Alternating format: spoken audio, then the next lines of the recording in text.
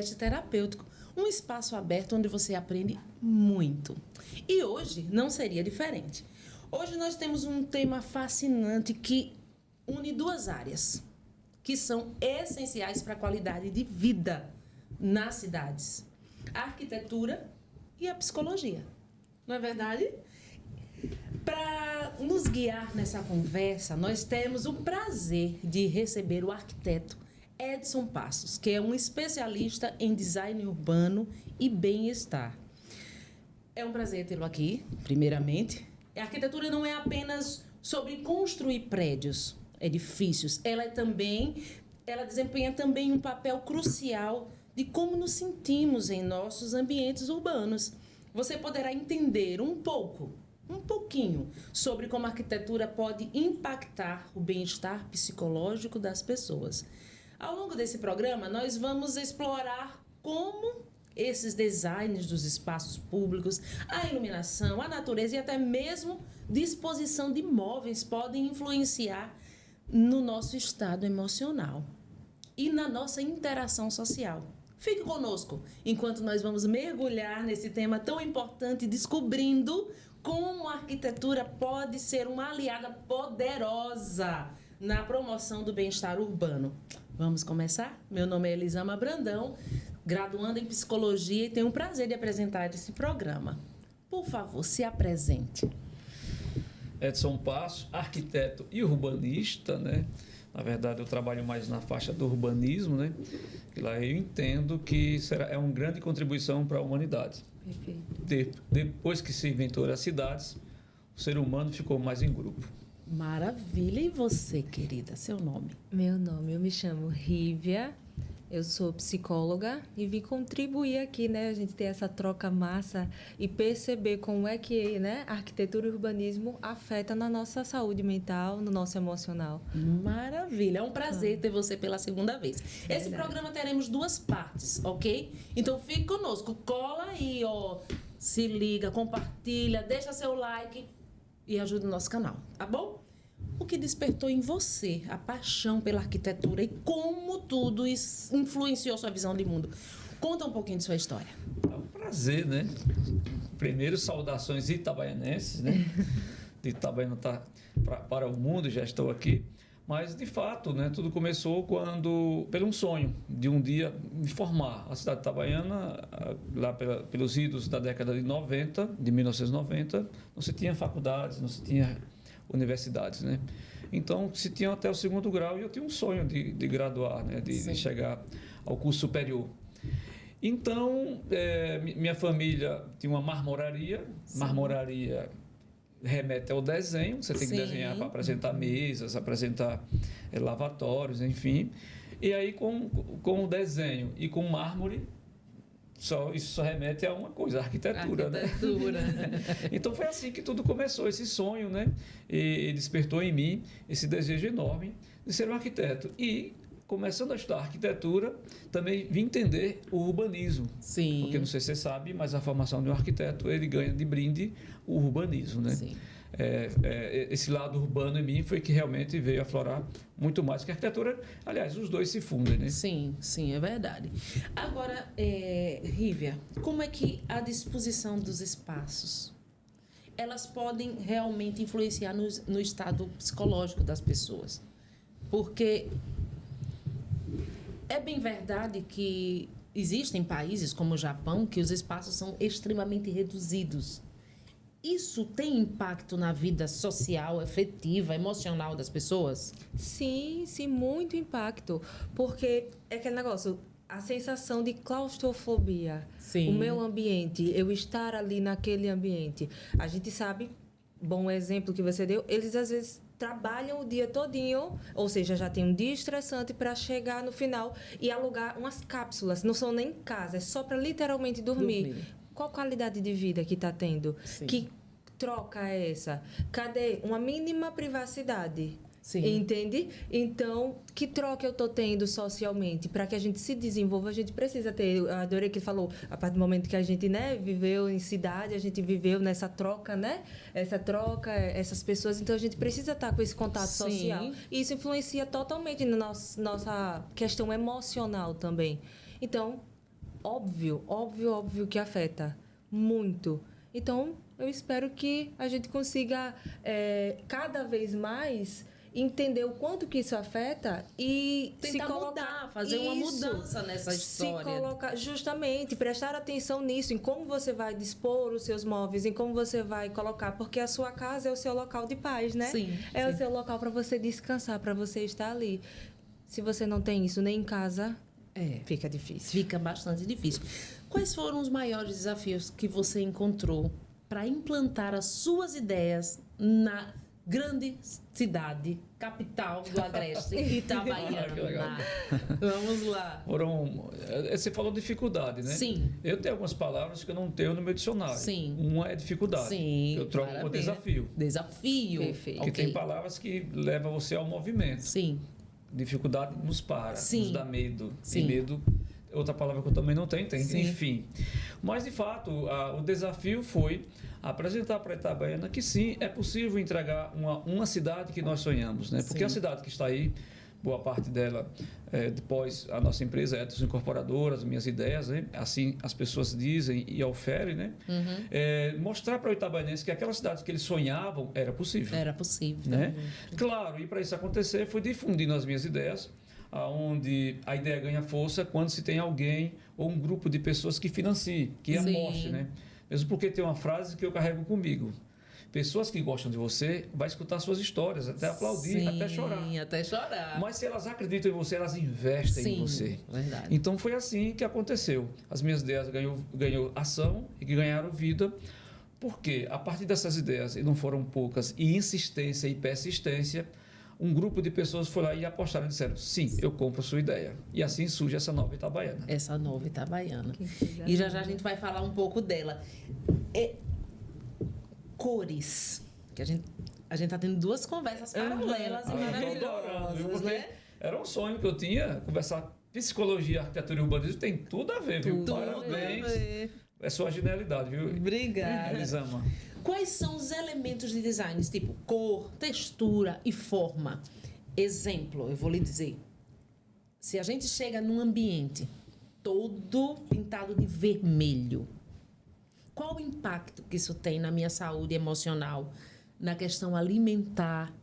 Não é verdade? Se eu pinto um ambiente de vermelho, estou ali, ou todo de amarelo, ou todo de azul, qual é a influência das cores no estado emocional das pessoas? Eu achei incrível isso, porque quando você comentou, né, que a gente vinha conversar sobre isso, eu comecei a pensar. E eu pensei exatamente isso. Você chegar em uma casa toda vermelha. O exemplo que você deu, parece que a gente está conectada. Sim. Para você ver como faz muito sentido. Olha, o vermelho, as duas usou esse exemplo, Sim. pensou nesse exemplo. Vermelho é uma cor chamativa. Sim, é uma cor vibrante, justo. Então, ela é uma cor, a depender de como colocar, para estressar, para chamar a atenção, para mexer você, Sim. movimentar. Como a gente começou a falar, se eu chego na minha casa, que é o meu pontinho de paz, eu tenho um vermelho, fica complicado. Não quer dizer que cada um tem seu gosto, né? Cada um tem seu gosto, cada mente funciona de uma forma. Justamente. Okay. Então, se você gosta do seu vermelho, tudo ok, viu, gente? Tudo ok. Mas, assim, naturalmente, quando a gente pega até da psicologia das cores, tem até um livro, né? Psicologia das cores, a gente consegue perceber. Essas cores mais vibrantes, elas são usadas mais para esse estresse, para chamar essa atenção. Eu quero esse impacto. No entanto, que as grandes marcas utilizam, né? Vermelho desperta. Justo. E o amarelo faz o quê? Já. A fome. A fome, ela traz, né? Ela traz aquela coisa. Então, o fast food, todas as lojas de fast food... Justamente. Né? Um vermelho, um amarelo, todo mundo tem noção aí, a indireta. Entendeu? O que eu digo do acalmar do amarelo é quando a gente vem trazendo para os tons mais pastéis. Justo. Sim. Então, você geralmente vê uma casa o quê? Um verdinho, um tom pastel, um amarelo, tom pastel, e por aí vai. Porque traz essa tranquilidade, remete essa tranquilidade. Então, faz todo sentido. Tem que tomar esse cuidado, porque... As cores vão impactar. Completamente. Né? A gente absorve o mundo a partir dos nossos sentidos.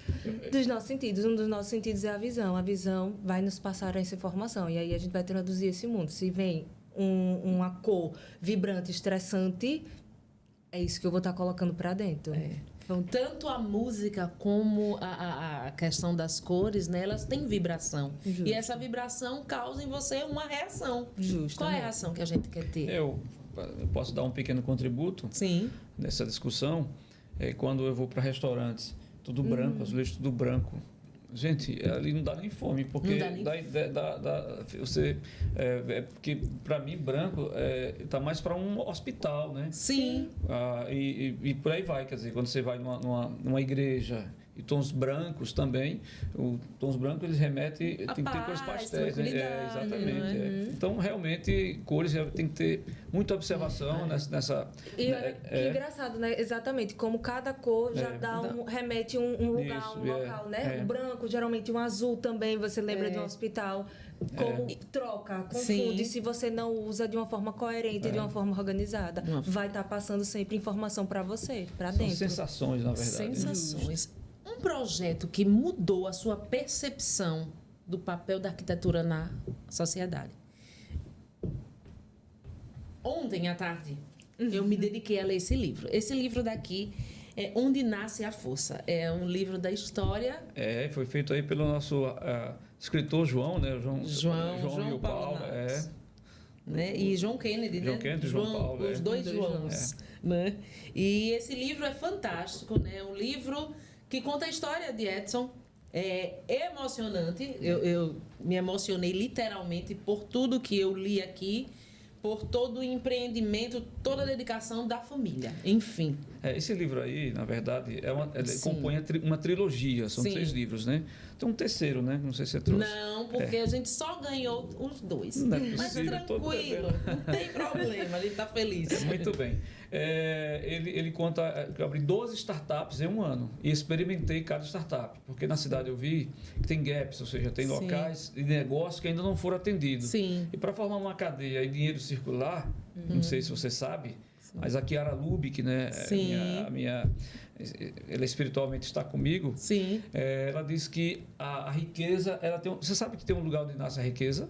Não. A riqueza financeira até, ou a riqueza de homens e gente para gente. Sim. É na circulação. É circulando que se tem a riqueza. Sim, sim. Então, para um comércio, um negócio realmente ter riqueza, você tem que circular. E para circular tem muitas vezes um gap ali, um negócio que não está faltando. Sim. E eu experimentei entre 12 startups em apenas um ano. Olha, arrasou. Não é? Foi danado.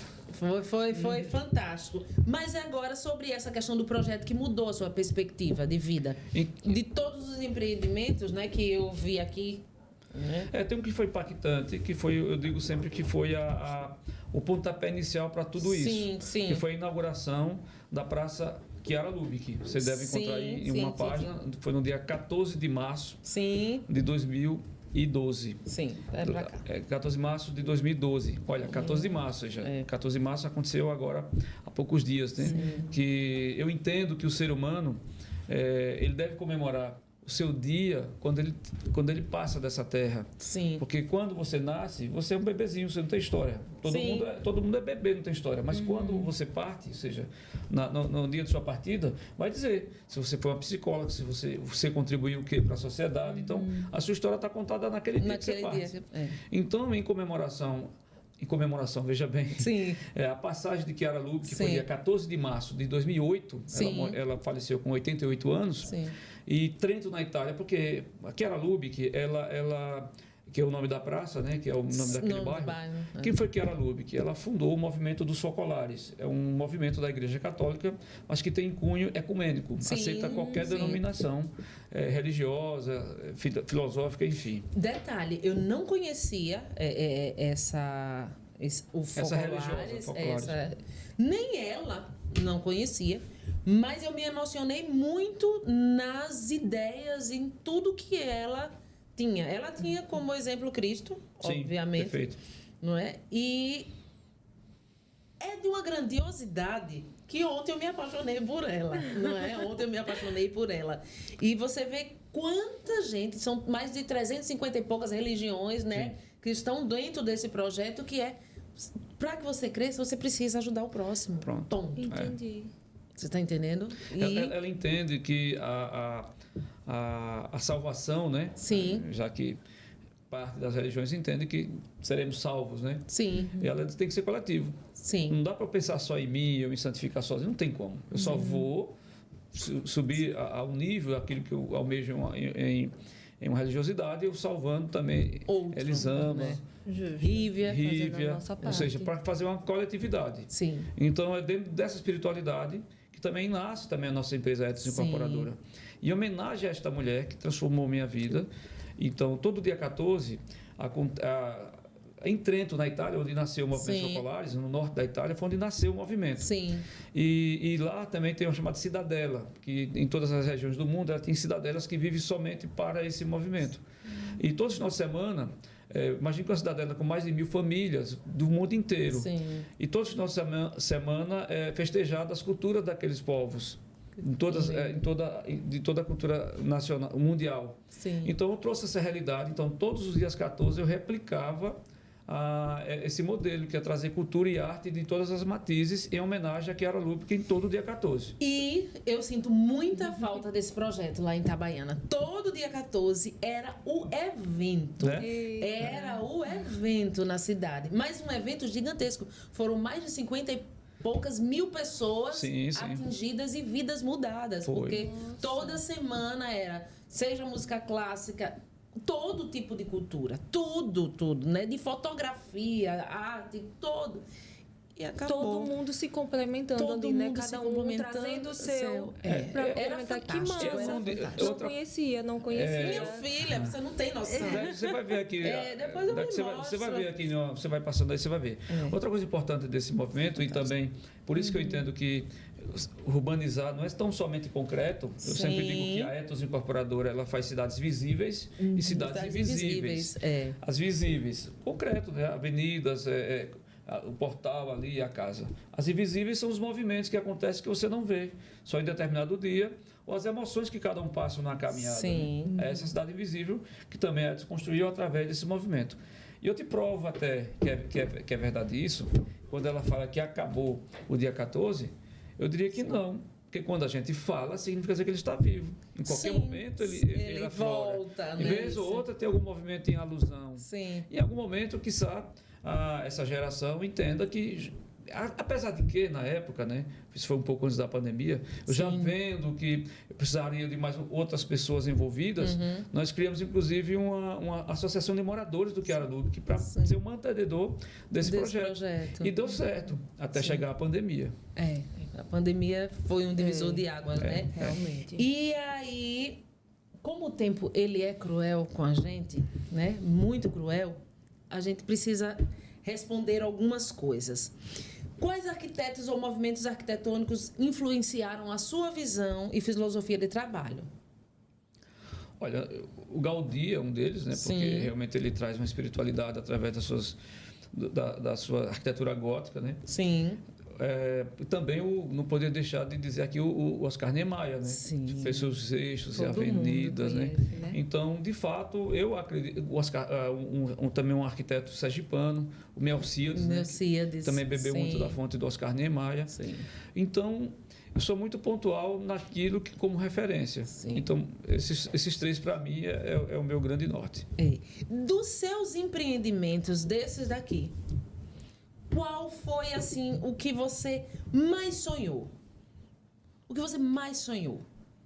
Porque todos eles são fantásticos, mas qual foi, assim, eu sonhei com este daqui? Eu diria que a evolução da Chiara Lúbica chegou à nossa praça Eu Amo Itabaiana, que é a praça Heitor Villa-Lobos. Sim. E também já aproveite e você vai observar que todos, praticamente, boa parte deles, se não são nome de personalidades. Sim. De pessoas que deixaram legados aqui na Terra. Então, veja os nomes: Villa-Lobos, Leonardo da Vinci, Luiz Gonzaga, Oscar Niemeyer. Por que esses nomes?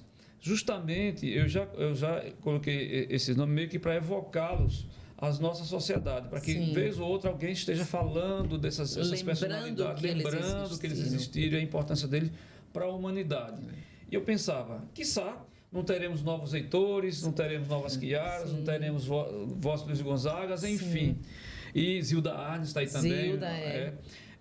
Então, assim, e deu muito certo. Tem hoje muitos Heitores e Chiaras, mas pelo que eu estou vendo, não só isso, mas também vivenciando, também querendo ser mais um. Sim. Né? Eu observo, exemplo aqui eu lhe dou. O Luiz Gonzaga acabou. Tem lá hoje, não sei se você sabe, mas tem uma sanfônica. Sim. Lá hoje tem uma escola de sanfônica. Justamente evocando ali o Luiz Gonzaga. Então, nada foi por acaso. Você tem uma ideia, você que defende as questões sonoras, né? Sim. O nome das ruas do Luiz Gonzaga são o nome das músicas. Das músicas, né? Então, assim, voltando à sua pergunta, a partir daí foi uma evolução. Sim. A praça Uama Itabaiana, que virou a praça mais visitada. Mais visitada. Porque ela foi feita com muito carinho. Tem um totem, Uama Itabaiana. Foi a primeira do estado. Depois veio aqui Aracaju, enfim.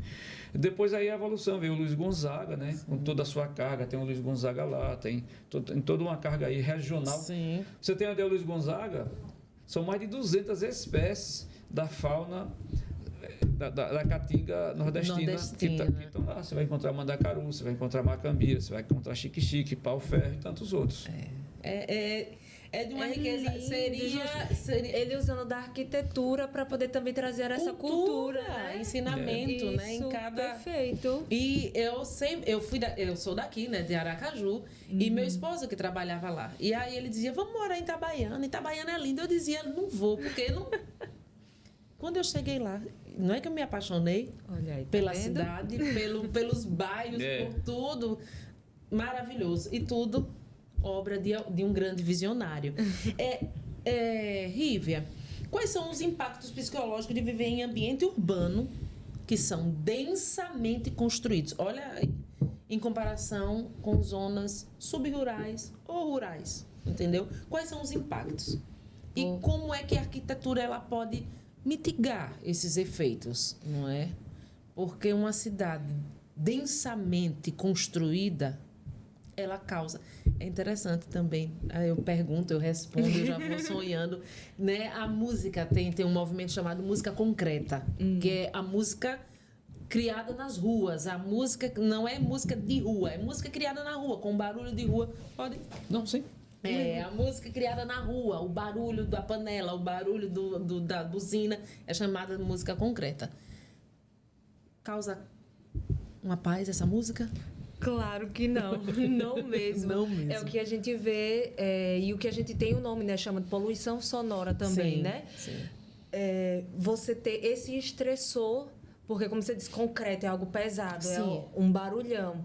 Isso gera os níveis de estresse. Todo dia você tem aquilo ali. Lá em cima. Lá em cima. Você está em privação de sono porque não consegue dormir. Descansa. Não, o estresse aumenta mais ainda. Então você acumula. A privação de sono gera o quê? Mais irritabilidade, entendeu? Então, você já não consegue se expressar bem com as pessoas que você está ali ao redor, não tem essa boa troca, a gente começa a desenvolver os transtornos psicológicos, entendeu?